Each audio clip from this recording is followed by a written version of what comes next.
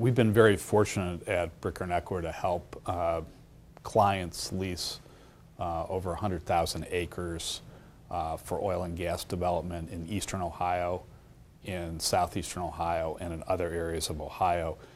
We have represented landowner associations, landowner groups in connection with that leasing, and we have obtained 9 separate lease signing deals for our landowner group representation, which to our knowledge is the largest number of lease deals for any landowner group in the state. We have about 300 wells that have been drilled so far. Estimates are that 1,000 wells a year will be drilled starting in 2014 going into the future. So we're really just in the infancy. What we are beginning to see is the development phase of the boom. So there have only been about 300 shale wells that have been drilled in Ohio to date. A number of those have been exploratory wells to try to get a handle on the extent of the shale play. Now we're going to see a development phase where the number of wells are going to be increased substantially. We've seen some slowing down of the oil and gas leasing, although it still is taking place in Ohio. But again, you're going to see the development phase start.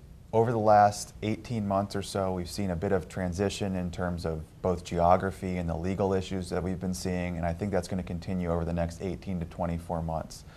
The most important of these is probably going to be the midstream or infrastructure impact in Ohio, and when I talk about midstream and infrastructure, it's pipelines, pipeline rights-of-way, fractionation plants, cracking facilities, processing plants, really ways to get the oil and gas from the well to the marketplace so that the landowners and the oil and gas companies can make money and the whole eastern half of the state can truly benefit. With the development phase, there will be additional legal issues that we are encountering, such as rights of way, such as use of water for drilling and development, use of roads and road use agreements, disputes over mineral rights ownership in terms of landowners and oil and gas companies. So we're beginning to see new issues develop as the development phase takes over the land rush phase. And really what's going to determine the sustainability of this shale play into the future is going to be both the midstream piece of this and then the downstream, the manufacturers, the chemical companies, the polymer companies that are really going to be able to utilize the oil and gas, the liquids like ethane in their manufacturing processes. And to the extent that we can attract, that Ohio can attract new businesses to the region is really going to determine how long this play is going to continue.